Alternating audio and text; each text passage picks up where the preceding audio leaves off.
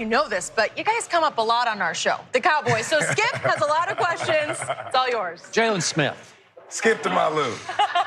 I love you, man. A good man, turned into a great leader. You had a good year. You were 6th in the NFL in tackles. You just attended your first Pro Bowl. But I did not love 8-8, nor did you. So start us off by helping us out. Put your finger on what was the biggest reason for 8-8 when expectations were Super Bowl high for this team. I think it came down to execution. I mean, you talk about the roster that we had, you know, the love of the game that we have. You know, we built a great camaraderie, but on Sundays, we needed to execute more, and we didn't. Define execution. What does that mean? Execution is getting turnovers. That's correct. When you're down in the red zone, scoring points. You know, on the defensive side of the ball, getting off the field on 3rd down. You know, not letting quarterbacks that run outside of the pocket. You know, making tackles, playing team defense. Just really the basic fundamentals of we kind of let it get the best of us. So, speaking of that, you were 25th in the league in takeaways, and you were dead last in interceptions. And you had 1 interception this year, and that qualified you as 2nd on the defense with 1 interception, because the leader had 2. What causes that? It's like contagious or not contagious. It starts and it just runs away with itself. Some teams start taking the ball away, and it just craziness. Your team didn't start taking the ball away, and it just went from bad to worse. Did you go into games thinking, we got to take the ball away? And, I mean, that's the mentality each and every week. In this league, you know, in order to win, you have to take the ball away. You do. You have Simple as that. You have to maximize each opportunity that you get. And we didn't do that. I mean, and the stats show, the film shows. Like I said, we prepared the right way.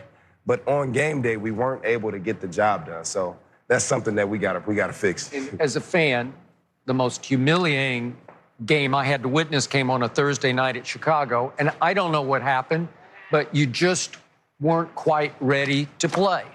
And you missed an NFL season high 19 tackles in that game, and you let Mitchell Trubisky look like Lamar Jackson in that game. So what was the mindset? Did you sense it in practice that week? Did you walk on the field and said, uh-oh, we don't seem to have our heads in this night or this game? What happened?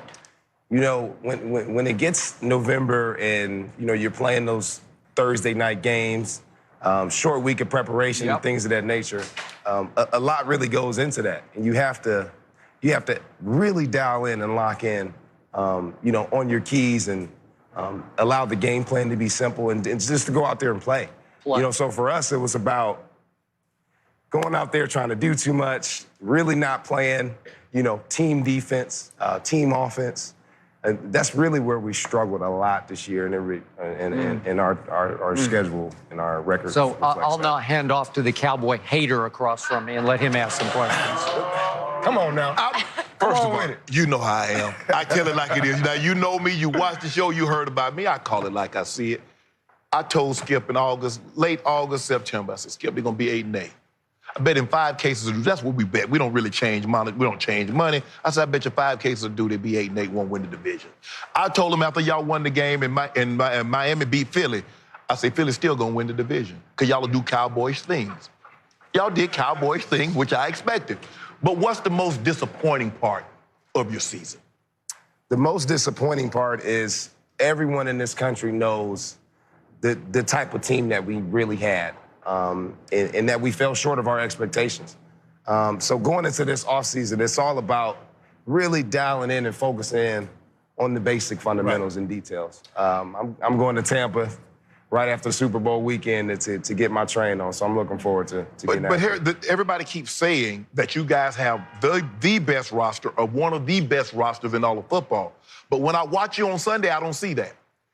There's a disconnect between you guys and people saying you have the best roster and you guys playing like you have the best roster. Just talent is never enough. Mm-hmm. We know that. In this great game of football, this last gladiator sport, you have to be able to come together as grown men and succeed. Right. And that's something that we have to do. It's something that you've experienced, and you've succeeded at that. Right. So hopefully, sitting on this show, I can get a little sauce from you. He blamed Jason Garrett for every fault that the Cowboys had. You guys win a game, he wouldn't even mention Jason Garrett. You lose a game, it was his fault. He didn't get you guys motivated. He couldn't motivate a bull out of a rodeo shoot. That's what he told him. That's what he said. What was Jason Garrett like? What was he like as a coach? What was he like as a motivator? What was he like as a leader of men? I mean, Jason, he was consistent. He was the same guy, whether we won, whether we lost. He was. That's what Xavier Woods. That's what the other guy said. I respect him for being himself. You know what I mean? He never tried to be anyone else. I respect him for that. As far as in this business, man, sometimes change is good. But for us, we got to dial in and we got to focus. We got to focus. You do realize the coach don't get himself fired. You know who get the coaches fired, right? You do know that, right? I'm just throwing that out there. I mean, I'm just gonna put that out there. You do know coaches don't get themselves fired because they coaching somebody. Facts. Okay. Go ahead, Skip. This coach should. We gotta produce. This coach should have been fired after the 2012 season. 2012. He lasted 7 years too long. And he's a nice guy, and I'm sure you got along just great with him, and that was the problem. You just tune him out. He's always the same, just pure vanilla. He's going to, the same cliches, he's going to come every day. You're going to hear the same stuff because you tuned it out. And the truth was, your defensive coordinators, after a while, maybe you tune them out. Maybe you just need a fresh start. Coach Marinelli, Coach Richard, they're good, they're great men. They've done great things in this league. Maybe you just needed to start over. And now you got Mike Nolan, who's been around this league for a long time, and his father was a really good head coach in this league. He's a tough guy. He's going to bring a new mindset and have a new commanding officer voice that might be a little more commanding. I don't know. Maybe you'll respond better to that kind of motivation. And maybe the scheme's going to change a little bit. Maybe your job is going to change a little bit, and that's not all bad because whatever it was last year was not working on defense in the big picture. Jerry called me a couple weeks ago, letting me know I made my first Pro Bowl and things of that nature, and he wanted me to come down to meet the head coach that day. I wasn't in town, but he gave me some insight on the defensive scheme and what we're going to be changing, what we're going to be doing the same. And did it sound dramatic? It sounds like we're locking in, okay. And it's just something that I'm looking forward to being, the quarterback of the defense. I'm looking forward to getting a head start on the process. All right. So speaking of quarterback. Your quarterback is still unsigned. How do you feel about that? Was that a disruption in the locker room through the year? Did it keep everybody a little bit on edge that he didn't get his deal? Did it keep him on edge that he didn't have a deal? I don't think so. Dak's the ultimate competitor, and we all know that he's going to be here. It's just a matter of getting the numbers right, and it's a business. You got to make it happen. But Dak's our quarterback. He's our future. He's the heart and soul. So. I'm sure they'll get it done. Make the money right, Jerry. Make the money right. So Xavier Woods was on the show, a couple of weeks ago, and he said, we will be in Super Bowl 55. Do you co-sign? It's time, man. It's time. Super Bowl 55. We're going to have Leighton Vander Esch, the Wolf Hunter, back healthy. So it's going to be a great ride. I'm looking forward to it. So we can book you next year for the show? What you talking about?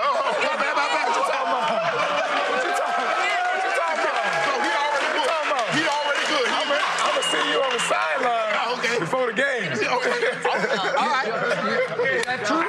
You're going to be on the sideline before the Cowboys play? We going to the road.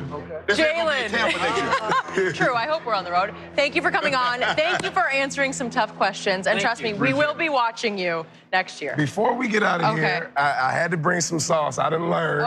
I'm a stylistic, aesthetics guy myself, so... Clear eye view. I have my own eyewear collection. Okay. And I brought you three. These do look nice. Yes, absolutely. Oh my gosh, thanks. So, first and foremost, we got Skip. Thank you, Jaylon. Got the cowboy A blue. I got a blue. swag. You know what I'm saying? You know what I'm saying? Check them out, baby. Let's go. Let's go. Let's go. Let's go. Let's go.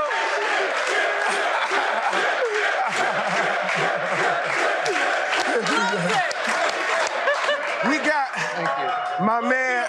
I know you like that sauce. I know you like to see it with a clear eye view. You know what I'm saying? So.